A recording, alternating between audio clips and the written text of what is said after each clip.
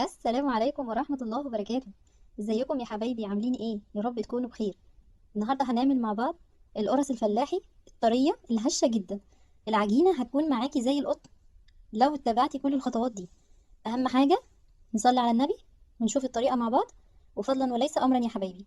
لو ما اشتركتوش في القناة اعملوا اشتراك ولايك للفيديو، ودعوة حلوة لأمي هدى بالرحمة والمغفرة. كانت دايما بتعمل لنا القرص الطرية دي وتفرحنا بيها، واهم حاجة ان هي ما بتاخدش معاكي وقت خالص.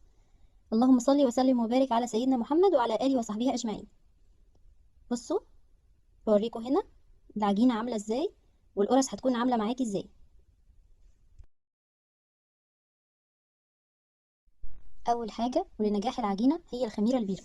لو مش متاحة عندك هنستخدم خميرة فورية عادي، يعني مش هتقول لأ. بس الخميرة البيرة بجد بتفرق جدا جدا، وبتخلي العجينة زي القطن معانا. لكيلو انا دلوقتي هقول لكم مقادير الكيلو، مالكوش دعوه انا هعمل كميه قد ايه، علشان انا هعمل كميه كبيره، فانا هقول لكم مقادير الكيلو علشان ما تتلخبطوش مني. مكعب قد علبة الكبريت كده من الخميرة البيرة هندوبه في معلقتين سكر ونسيبهم على جنب لحد ما يخمروا. وبعد كده بنجهز معلقة شمر على معلقة ينسون ونطحنهم كويس جدا. وأهم حاجة برضو ننخل الدقيق بتاعنا كويس جدا.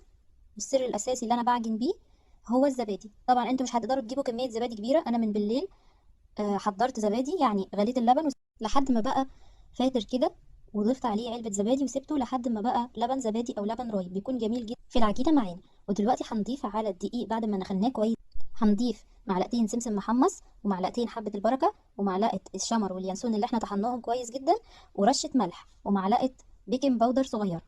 ونعجن كل الكلام ده مع بعض كده بالسمنة. معانا لمقدار الكيلو كوباية سمنة، كوباية سمنة لمقدار الكيلو. دلوقتي انا عشان عامله كميه كانت معديه 3 كيلو، فحطيت طبعا كميه سمنه كبيره. والمرحله اللي احنا فيها دي اهم مرحله، اللي هي بنبس فيها العجين. لازم تبسي العجين كويس جدا. يعني ايه نبس؟ يعني ندخل السمنه جوه جزيئات الدقيق كويس جدا جدا.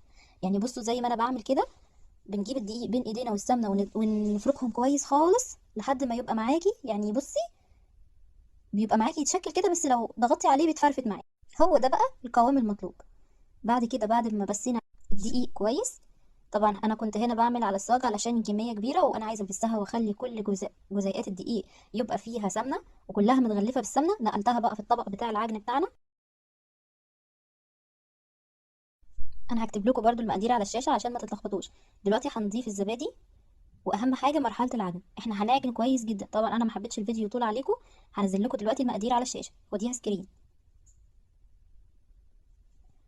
مرحلة العجن بقى أهم حاجة في الطريقة كلها. احنا بنعجن العجينة دي لحد ما يعني تبقى كلها قطعة واحدة. طبعا أنا هنا ضفت الخميرة والسكر اللي كنا سايبينها في الأول علشان تتفاعل مع بعض، ونرجع تاني نعجن. وما بنضيفش أي سوائل تانية غير كوبايتين الزبادي على الكيلو دقيق وكوباية السمنة ونص كوباية المية الدافية اللي متدوب فيها الخميرة في الأول. دلوقتي بقى السر اللي بيخلي القرص، يعني هو لو مش متاح بس هو جميل جدا، القشطة البلدي. معايا هنا علبة قشطة بلدي اللي هي وش اللبن، بتبقى تحفة تحفة تحفة، بتخلي طعم العجينة يروح في حتة تانية خالص. نفضل نعجن. لو عندك عجان طبعا هيسهل عليكي المرحله دي جدا، بس انا برضو حبيت ان انا اعجنها معاكم علشان اوريكم قد ايه العجينه برضو بالعجان او سواء على ايدك، بس هي عايزه صحه شويه. تعجني طبعا لو عندك العجان هيريحك كتير. لو مش عندك او مش متوفر عادي مفيش اي مشاكل، مش هنوقف نفسنا. هي يعني انت مثلا هتعملي مقدار كيلو مش هياخد منك اي وقت. بجد يا جماعه ما بتاخدش وقت خالص. يعني لو داخل عليكي ضيوف في ساعه هتحضريها. يعني لو ولادك طلبوا منك حاجه يعني تفطروا بيها كده في ساعه هتحضريها، مش هتاخد معاكي اي وقت خالص. دلوقتي هنسيبها تتخمر لمدة نص ساعة في مكان دافي. بصوا بقى ما شاء الله بعد ما تضاعف حجمها بقت حاجة كده ما شاء الله، ولا ريحتها وهي لسه ما استوتش. يعني حاجة اللهم بارك اللهم بارك. اتمنى ان انتوا تجربوا ان هي تتعجن بالقشطة البلدي والزبادي، بيدوها طراوة مش طبيعية. انا هعمل معاكم النهاردة حشوة قرفة وحشوة عجوة، وكمان عملت شوية سادة. معانا القرفة بنضيف عليها السكر ونقفل كده كويس من كل الجوانب علشان القرفة والسكر ما يطلعوش مننا في الفرن. ومعايا معلقتين سكر على معلقتين مية متدوبين مع بعض. وبحط كده القرصة فيها العجينة بتاعتي. وبعد كده معايا طبق تاني، ومعايا طبق تاني فيه سمسم محمص. ده بيبقى جميل خالص، بنحطه برضو على الوش كده علشان المية بسكر بتخلي السمسم يمسك في العجينة كويس. هعمل معاكم واحدة تانية بسرعة كده. أهم حاجة إن احنا نقفل الجوانب بتاعتها كويس جدا علشان ما يطلعش منها السكر في الفرن، وطبعا بيتحرق في الصاج وبيبقى شكله مش لطيف خالص. بعد ما خلصت كمية القرفة والسكر، ودلوقتي هنعمل مع بعض العجوة. العجوة سهلة خالص، انت بتجيبي العجوة وتدوبي بس فيها معلقة سمنة بلدي، بتخلي العجوة تفك معاكي وتبقى جميلة. انا كان هنا عندي تمر عجوه، وخليته حولته العجوه زي ما انتم شايفين كده. مش هيقول معاكي لا، وان شاء الله لو عايزين طريقته قولوا لي في الكومنتات عشان نعملها سوا. بنقفلها برضو كده، نحط العجوه في النص ونقفلها كده، ونقفل الفتحه بتاعتها دي بقى بنحطها لتحت علشان ما تفكش منا في الفرن، ونبططها كده، نطبطب عليها كده لحد ما تبقى مفروده معانا، ونعمل واحده كمان نحط العجوه في النص.